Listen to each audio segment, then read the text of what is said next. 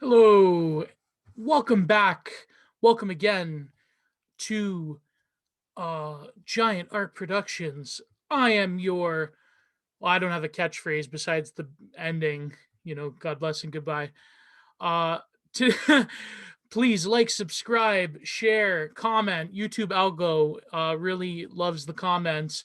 And now I have a donation button for one-time donations. I will have a Patreon in the future. I'm trying to uh, build my website just to sell people artwork directly. It's basically a Shopify site. Let's be real.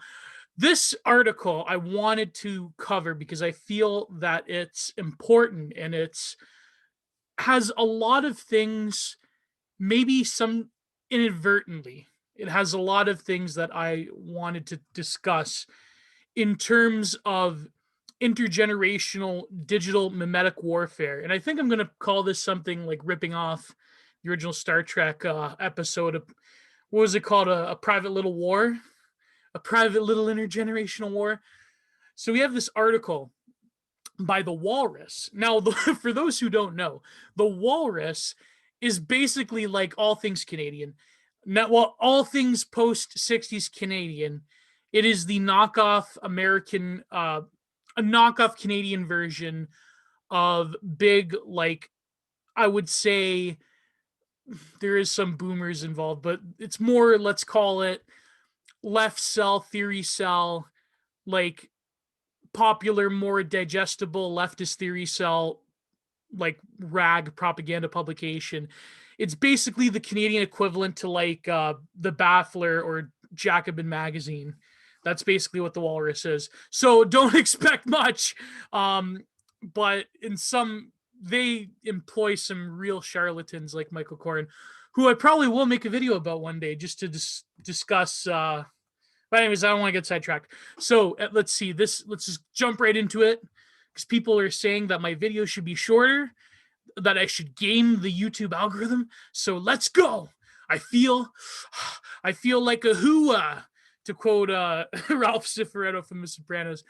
So everybody hates millennials. Hopefully, I can give some clarity to this article, not just this article, but rather the greater issues that are, you know, plaguing younger people. Like I would say, from the ages of like, not younger. I mean, is 30. I guess 30 is like the new 20 nowadays, unfortunately.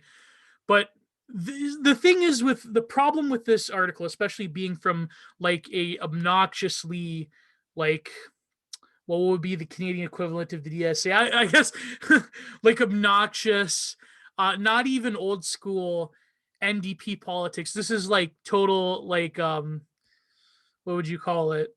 Like terminal woke cell type of stuff that is trying to, it's like, hey kids, hello fellow kids sort of deal. And what they're trying to do, they're trying to play this game where they're framing the new generation of children to teens to young adults. They're trying to play this game where it's like, oh, all of the Zoomers, they're really going to be like the, stalwart, stern faced revolutionaries of the future, the way that we intended us, intended the millennials to be. But my theory, and I've said this before on Twitter and elsewhere, and I've said this on Break the Rules, is that my theory is us millennials were, I would say 10 to 15 years ago, we were being prepped, we were being groomed, if you will, for the for the role of like basically becoming the vanguard of the boomer Gen X world order. And we were going to be the, like, what did Huxley call it? The final revolution, like the year zero. Like, think of Pol Pot, the year zero generation. That was going to be the millennials. But the problem was, because we were basically boomers without money or opportunity, and because we had a mythic past of our childhoods to go to without being totally submerged within, and this comes up in the article, within, digital simulacra. Therefore, we became almost like terminally arrested development. And this is what the Zoomers are making fun of us for, me being an older millennial, an early millennial, if you will, saying that, you people are so sensitive and all this. And it's like, we're out there, like the woke black Twitter like clap back like we're out there getting our rights. This is basically this article saying that the Gen Z, the Zoomers, they're not like the memes of the Generation Zyklon. They're going to be based. Rather, I mean, there's some examples, of course. I mean, from what I don't want to bash the Zoomers too much because a large part of my audience is a Zoomer technically, and so they tell me things like it's more of the extremes are readily apparent within Generation Z as opposed to millennials because they have existed within the framework of like total simulation of the digital taking over the real forever. So to them, these contradictions are more apparent. Then they're trying to basically control the narrative. That's what I'm trying to say, more or less. They're trying to control this narrative that, they're already writing. There's other articles. There's hundreds of them writing cenotaphs for us millennials. So they're trying to do this game where, now the Gen Z, they're going to be the revolutionary vanguard. And they're going to be like going to lead to the woke year zero future. And I hate to say it, but maybe they're right. I don't want to be skeptical. I don't want this to come off. I'm fully consciously aware that I'm an older millennial in my late 20s, and I'm, old man, like 30. I'm not 30 yet, but like a few years away. I'm like 30-year-old boomerang. You people, you youngins, kind of the way that Paul Talk does that to me. So, you millennials. I always love it. Like even my father, the way he says, he's like millennials. I don't know. Boomers are incapable of saying millennial. It's like they have to have some kind of like tinge to it. Anyways, everybody hates millennials, Gen Z, and the TikTok generation wars. See, it's all centered around TikTok. That's again TikTok, as my good friend Verse Laloon said. It's the worst of Vine. It's the worst of Tumblr, and it's younger people who don't have an experience with reality that wasn't subject to internet time and internet modes of discourse. So the video-based platform may not have created generational animosity, but it's happy to fan the flames. Flat design. Oh my God. Download. Okay, so this is just exposition. Who cares? I don't care. TikTok is a young platform, both in terms of company's age and that of primary user base. According to a market research, less than 2 years after its merger with Musical.ly. Oh God, it's been downloaded. Oh, that's where Musical.ly went. The carrot bacon sounding alarm banal. Russian cereal jingle. Fleetwood Mac's dreams. Let me tell you one thing. Fleetwood Mac is not real without Peter Green. I'm sorry. That's not. Stevie Nicks is not Fleetwood Mac. Our good friend Gia Tolentino.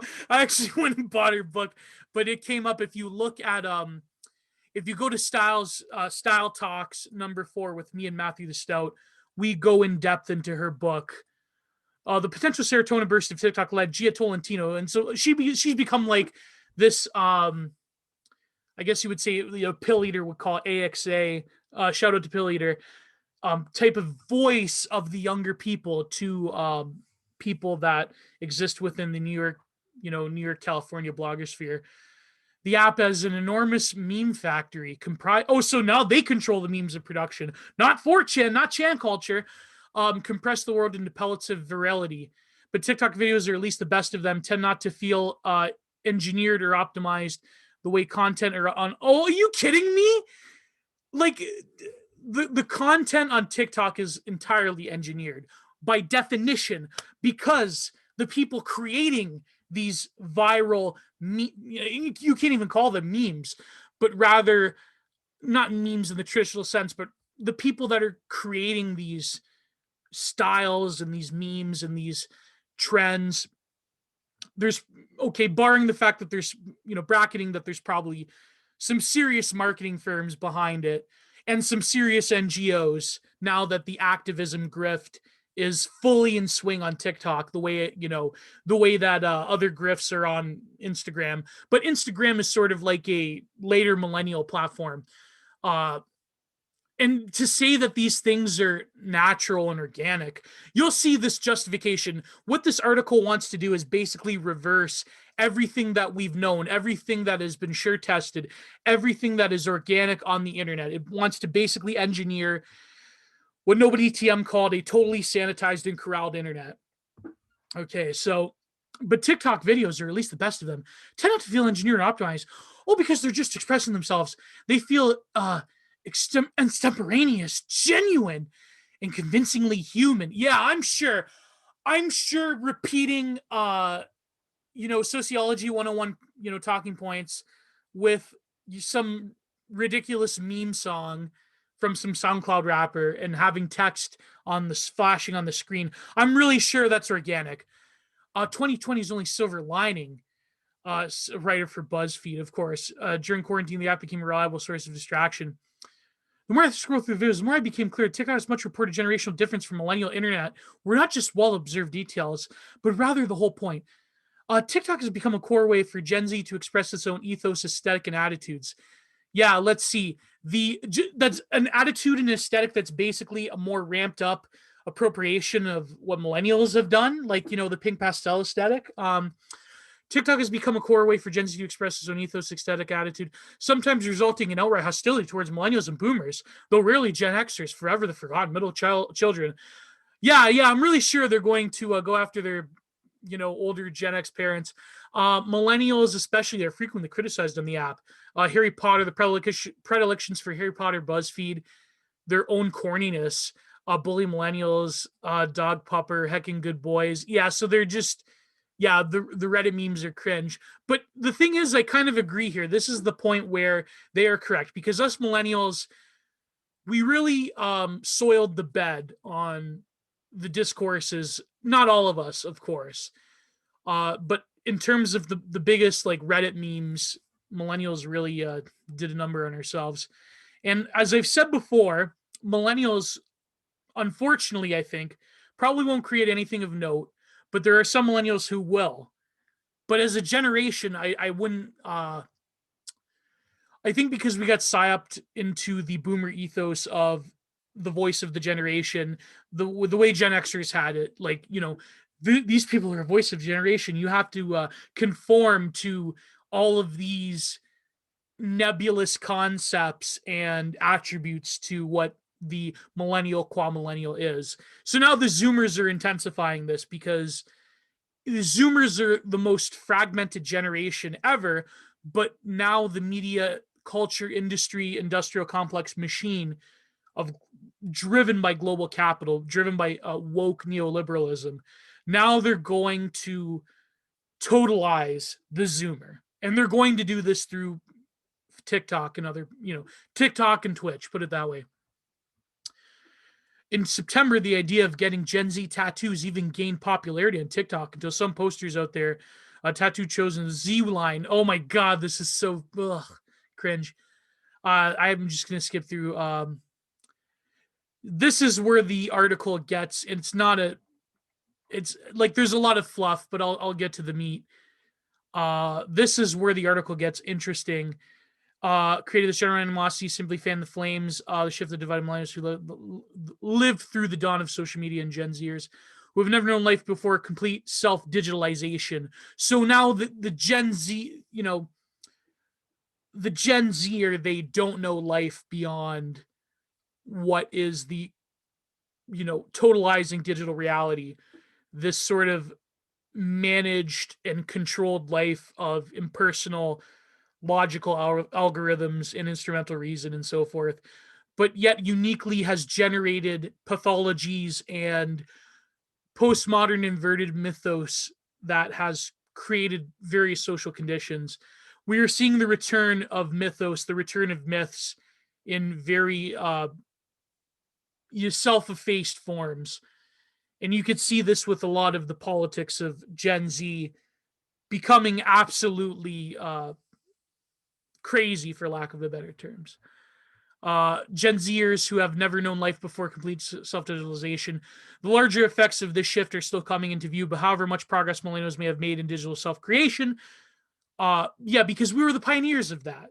We had to learn, we had to navigate an internet back in the day that was like an ocean with little islands, and from there, using anonymity had to create a unique self-expression free of the affects of subjectivity in some ways, because you could easily disguise yourself. So there's imperceptible a lot of imperceptibility to genuine subjectivity on the internet before the totalization of the surface web by the corporatocracy, by the culture industry, that Gen Zers are going to be the vanguard of.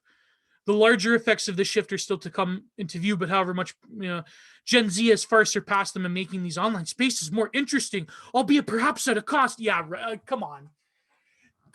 This is like, again, this is the leftists at the terminal like woke cells at the Walrus trying to say, hello, fellow kids. We're going to tell you, we're going to market to you, this sort of hyper reified identity of being a vanguard generation that is going to lead the way into the future. Gen Z has far surpassed them in making these online spaces more interesting, albeit perhaps at a cost. More interesting, yeah, right. In 1980s, while online communication first entered widespread use, researchers Richard Daft, Robert Lengel pioneered the theory that looked at various variations in richness among different types of media. So again, this is taking off from McLuhan. In this frame, in-person communication is generally considered the richest medium. Text-based, a medium like email is able to convey a large amount of information without the subtle distinctions possible. Notice how they say email, but notice what's missing here. Let's see. Let's see the. Let me just finish reading. A medium like email is able to convey a large amount of information without subtle distinctions possible during in-person communication, like body language. In contrast to the platforms of the millennial internet, TikTok offers a medium-rich environment in which users receive a great deal of auditory and visual information, like seeing one another's facial cues. Oh yeah, so the neoteny, the piles of makeup, the memeified facial cues that are endlessly exaggerated, that embody a form of performativity, but yet the Walrus and other older millennials and Gen Xers trying to colonize youth culture, the way that boomers colonize youth culture for them, they're going to say that that's genuine interaction. But what I was going to say, okay, that's a minor point. The bigger point is that notice how they don't mention the thing that created the backbone of not just social media, but almost all interconnectivity in the internet age in the beginning. Let's see. 4chan, before that was something awful. Before that was Usenet. Well, I mean, technically 2chan, but then it's kind of murky. But let's call it what it is, OG forum culture. So let's see. Forum culture, huge amount of information to be expressed. Anonymity, unless you were a trip F slur. Mostly anonymity, huge amount of information, and you could say that this is almost a and I've not come up with this. This is things that people that I know on the internet have come up with. I think Borzy even had an article where he said the internet makes you autistic. But let's say that, and I don't mean this disparagingly, obviously, but I mean the OG, like Gen X millennial internet created social discourses which were limitless in their spread of information, but also in their spread of a, what would you say, psychological goring, and a process of self-effacement and the effacement of norms that were generated from these early forms of communication on the internet.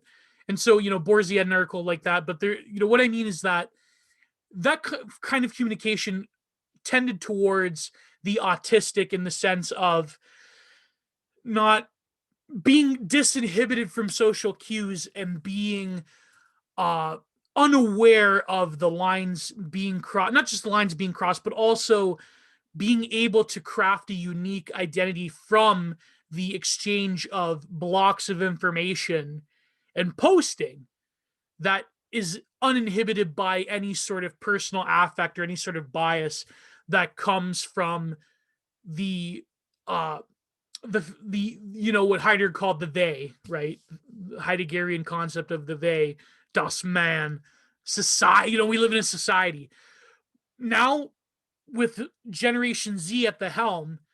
now that the internet has become controlled by the corporatocracy and by various political forces that are all vying to destroy this early form of communication through anonymity, through the creation of a personality that is an alter ego, through the creation of interaction that goes beyond merely who you are and what you're consuming.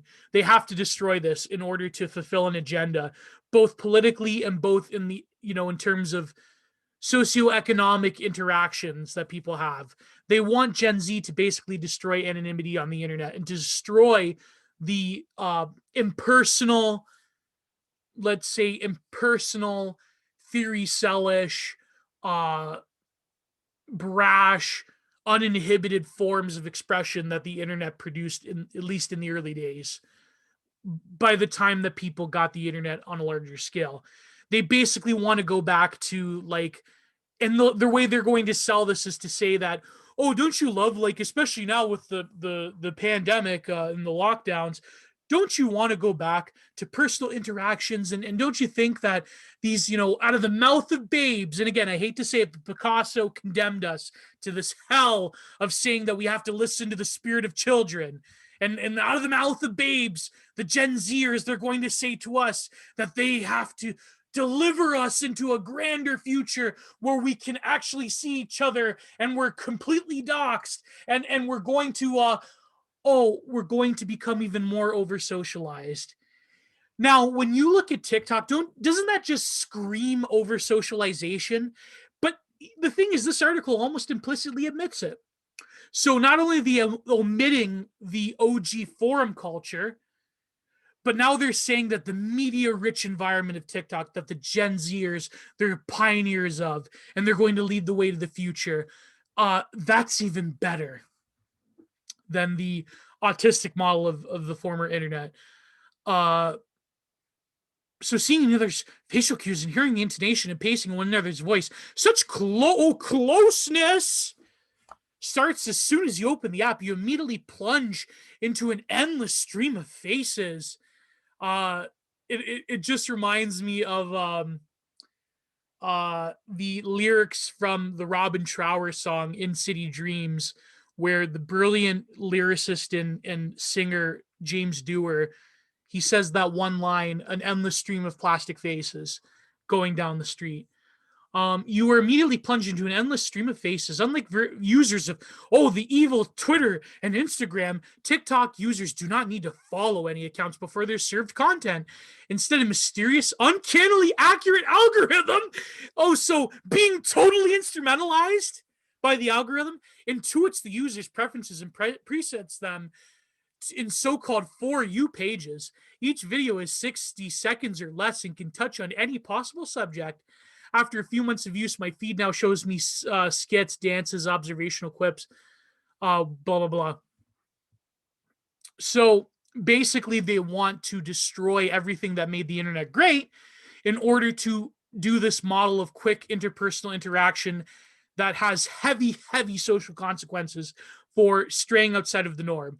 And now they're going to pivot, and the millennials and Gen Xers, now they're going to do a heel turn, and they're going to say that these evil bigoted people that were, largely incels on 4chan, that were, millennials, they're the ones that ruin the internet. So now we have to let these friendly, nice Chinese corporations, not just Chinese, but these nice multinational corporations, they're going to come in and clean up the internet, and they're going to make us whole again with the Gen Zers. They're gonna, we're all gonna be doxxed, and we're all gonna have our faces out there. And I have my face out there. I particularly don't care, but it's not the point. It's something greater than that. They're using intergenerational warfare to basically psyop people into accepting the massive amounts of algorithm control, of over socialization that goes into a medium like TikTok. Let's see. An algorithm has shown me content from other Bosnian women in their 20s and live in New York. Power of its algorithm is based on factors like viewer engagement in previous videos, hashtag songs, captions contained in the past videos, users' location, and language preferences. The app is able to connect you with users with similar interests and experiences. designed to Skinner box you. But what really makes TikTok unique and what makes it especially appealing during a pandemic is the feeling of intimacy and immediacy between users. So I guess being on TikTok is being in the world's largest molecule. Unlike platforms that trade only in words, oh my god, it's so evil, like the evil 4chan. Unlike platforms that trade only in words and still images, TikTok shares a steady parade of faces and voices during which have been perhaps the loneliest years of the past century.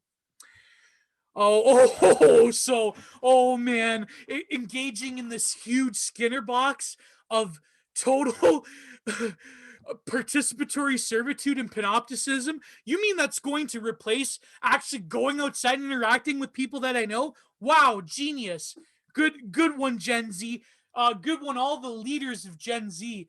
Maybe I should share that tweet about a mutual of mine had this tweet about, Gen Z producing nothing, and someone responded with hello, and it's a picture of like David Hogg, who I forgot his name in the last video. David Hogg, Billie Eilish, some other stupid activist. It's like, I hate to say it, but I'm not going to complete that thought, but make of that what you will. In terms of Gen Z, unlike platforms that trade only in words and still images, TikTok shares a steady parade of faces and voices, during which has been perhaps the loneliest year of the past century. An uncanny feeling of closeness and camaraderie, like FaceTime calls shared with millions of strangers. Oh my God, that's amazing. You see what they're doing here? Do you truly see what they're doing here? They're trying to say that the OG internet culture, where the worth of your words and your thoughts and your memes and your unique creation, and I know, like, DeviantArt gets a bad rap deservingly, but it's like the DeviantArt, you could factor into that. So here he says, this intimacy may also be the reason for Gen Z's generational allegiance, whereas millennials were cloaked in mostly faceless anonymity online. Line journal. Oh God. Tumblr, Twitter, highly curated photography, Instagram, Facebook. Gen Z digital life is dominated by the near constant production of images and videos of themselves.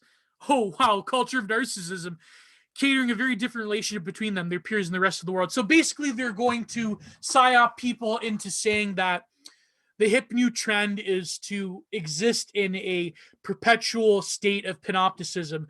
But beyond that, I'm almost forgetting my thought in here.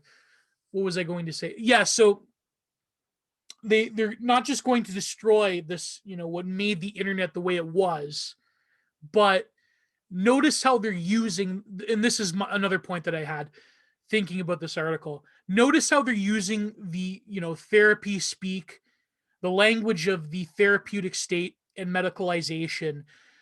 I hate to say it, but Generation Z largely is a product of the therapeutic state.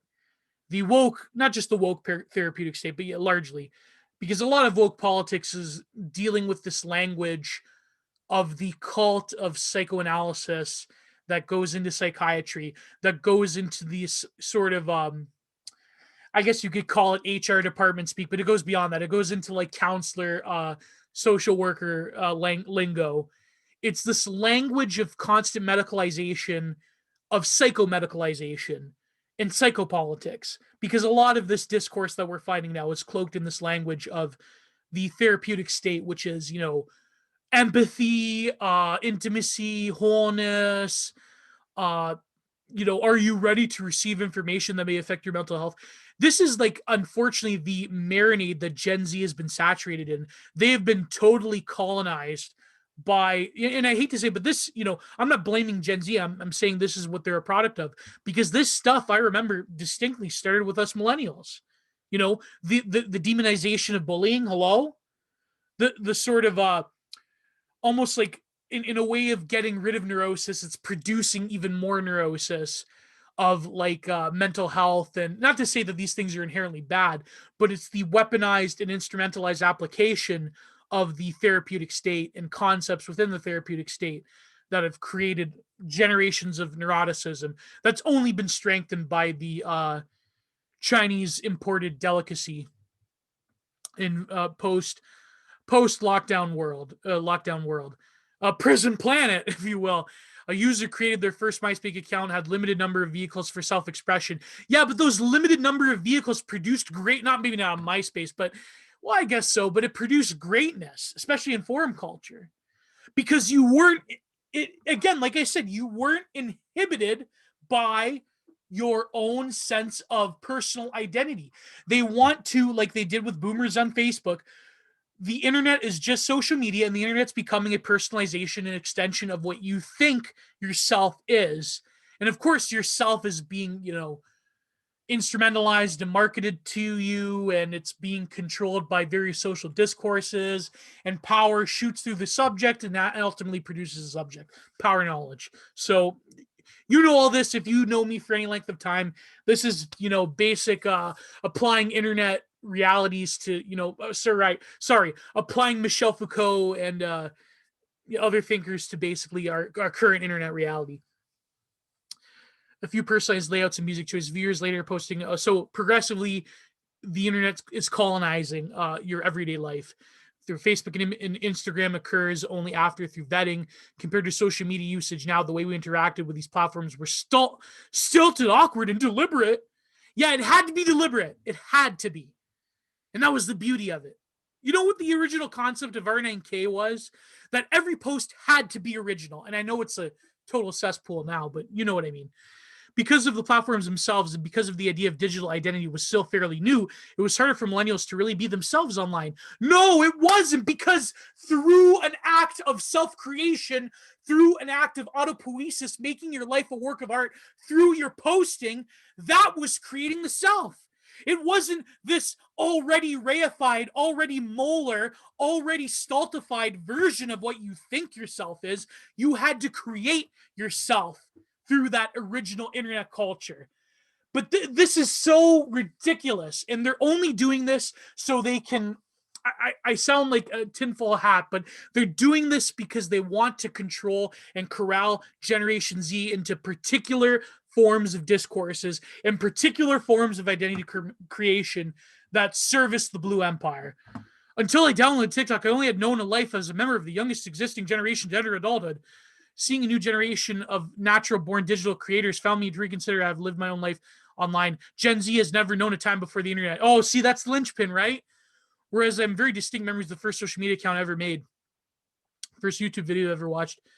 I remember when I created Facebook. I remember when I watched. I think my first YouTube video was probably like a wrestling video. Obviously, I watched in real time. Internet's now ubiquitous transparency and oversharing, slowly developed into Tumblr, Twitter. So they're going to, and this is, I totally forgot about this. This is the richest part. Actually quoting Byung-Chul Han, I think I'm butchering the pronunciation, but his book Psychopolitics, which you have to go and immediately read after this. Please go and read Psychopolitics. So sharing, sometimes oversharing, seems to second nature to Gen Zers. Oh wow, that's a good thing. But this frankness may come at a price. In revealing everything, we risk exposing too much of ourselves to an untrustworthy entity. In this case, a video sharing platform valued at around 60 billion. So again, like consumer capitalism, late capitalism, capitalist realism is now determining like you were basically in the societies of control. You were nothing but a vector of information exchange. To be controlled, and your information gets slotted and categorized in certain ways. TikTok's stream of faces is arguably a form of transparency that's turned into exhibitionism. According to theorist Byung-Chul Han, the compulsion for transparency flattens the human being itself, making it in a functional element within a system, to which he describes a kind of violence. To Han, the compulsion to hand everything over to communication visibility, two characteristics describe TikTok to a T. Oh, that's a clever pun. TikTok to a T is something obscene. Notice how the scare quote's an obscene, right? Though I value the frankness and app that is brought out, and while it's possible to have real meaningful connections through digital platforms, I found myself wondering about the unseen costs, especially on young people. So this is clearly BS, because There are people I've known for years that I've interacted with on Twitter and elsewhere. I don't know their real names. I don't know their real faces. I just maybe know their voices and their posting and their communication in the DM groups and whatnot. But I feel closer. I surely feel closer to them than a lot of people I grew up with. But so whatever. Maybe that's a condemnation of me now that I'm thinking about it. Uh, there's a darker side to TikTok as well. Impossibly fit and beautiful influencers. The same fixations on thinness and whiteness, Eurocentric beauty that exists on every other app, and trends that spawn harmful idea about food and the promotion of normalized plastic surgery. So let me just clear this up. The article is done. Gen Z are coming of age during a period of intense loneliness. Through their digital lives, offer them the creative ways to bypass the effects of isolation, which it can't. I mean, as much as we like to believe, unless we have, some crazy existence bioport VR, they have nevertheless, much like millennials, been deeply impacted. Oh, yeah, they've been impacted by economic downturns, political instability, and global pandemic. Yes, eventually, as more people join TikTok, yeah, us millennials and Gen Zers, we never had a chance. When you examine the timeline from 9/11 till now, like, come on, let's get real. As more people join TikTok and Gen Z grows older, they too will be pushed out by an ever younger contingent. The pandemic has revealed the upper limits of how far virtual connections will take us when the real thing is impossible. Gen Z has managed to expand those limits somewhat and has made the internet more interesting as a result. Yeah, more interesting. So notice how that the hive minds present, they always come from TikTok. I wonder why. I wonder why this hive mind mentality is coming about when corporations have largely corralled social media and have put normies in charge of vast bodies of self-given participatory servitude information apparatuses. Now they're going to say that, oh, this content's interesting, even though it's all the same. It's basically just appropriating millennial and Gen X memes. Not to say that Gen Z has created some unique ideas and pathologies, psychopolitical pathologies, that they've created unique behavior patterns and unique thought patterns. But I don't see as much, and again, this is making me question myself as a millennial, being largely, I would say, a self-hating millennial. Not to say born in the wrong generation, but rather there's a lot of problems that millennials have that I've criticized over the years. But this has really given me a lot of perspective in terms of what's going to come after us millennials. But this time, with the ability to magnify these insecurities through an omnipresent camera lens, the fact that young people are not only being exposed to these technologies, but are currently unable to balance their online lives with in-person socializing. Oh, yeah. So, again, creating hyper social instability. I guess you could say autism, but it's a different form of, autistic lack of social interaction. And again, I don't mean autism like disparagingly. Like, I'm not memeing autism. I'm saying that there's some similarities, right? I'm not, again, I'm trying to offend people. Can serve only to exacerbate the anxieties of adolescence, since during the Chinese imported delicacy, to exist online can feel like the only way to exist at all. But let's see. The experienced veterans of the internet have been feeling that for years, but now the Gen Zers are born into it. It's almost like, it's like the inverted version of the Nietzschean child. The Nietzschean child is now born to something worse off than what their forebears left them with. And now they're going to, instead of creating the philosophers of the future, they're going to create the viral sensations of the future that will only serve to alienate, huge swaths of people. But before I go, these are just cursory thoughts, and of course they warrant more exploration. But I've covered. I like to think I covered a lot of themes. It's just like looking at the walrus is sort of like whatever, the making of an incel. I don't even. I skimmed through that one. It's not good. But this argument about the darker side of TikTok, yeah, the whole thing is pretty much dark in my opinion. Fixation on thinness and white Eurocentric beauty ideals that exist on every other app. Trends that spawn harmful ideas about food and the promotion. Yeah, okay, so I make fun of this, but okay, here's, controversial take. Controversial take. There's some truth to this. There is. When you look at Instagram and TikTok baddies, they are largely, I would say, whitewashed versions of combining various native ethnic attributes from around the world and creating palatable images. But notice how they're not just they're white in the sense that they are majoritarian. They're white in the sense that they are creating like a and the thing is, the reality is that, when it comes to whiteness, this like woke apparatus is socioeconomic, sociopolitical woke apparatus of discourse is largely a generation of the Anglosphere and of the, I mean, with some continental thought, but it's largely a product of the Anglosphere in many, more ways than one. So I agree that a lot of this beauty standard stuff originated within a Eurocentric context, and therefore they have to create marketable bodies through this ignoring of ethnic difference and through the not just whitewashing, but the majoritarian appropriation of minoritarian attributes. But notice how, in America at least, Afro culture is basically the mainstream culture at this point. And so a lot of these trends, like Black Twitter is a good example. A lot of the stuff, like a lot of like the more woke, like left version of Black Twitter, a lot of those concepts pretty much generated from, mostly European American, like Eurocentric thinkers.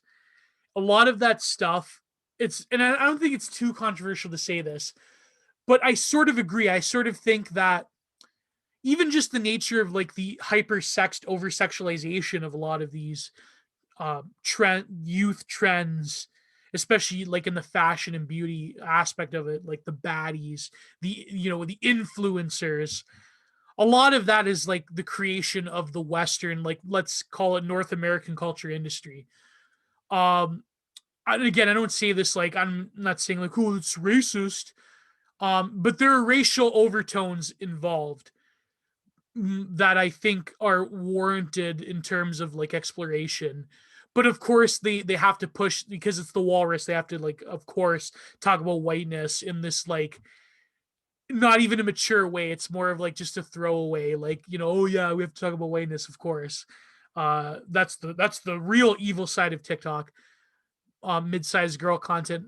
No, I mean the trends have changed. It's no longer like the 80s like bimbo or like 90s heroin chic, like thin as rails aesthetic. Now it's like the full figure fertility aesthetic, right? And I remember the women's stream, we talked about this in Break the Rules. So yes, please, I'm pretty much done. So like, subscribe, share, comment. I have a donation button if you just want a one-time donation. I'm not trying to grift, but it's just, it's nice to be rewarded, I guess. And a good friend of mine, uh, the modern hermeticist, he suggested this, and he's like, if people don't want to give you a Patreon, like, they don't want to donate to you every month, then it's good. It's a good option to give people options. And I go, yeah, that's a great thing. So just to give people options, no pressure, just, whatever you, to quote Hank Hill on the videotape episode, whatever you think is fair. So we've covered this article by the Walrus. So God bless and goodbye.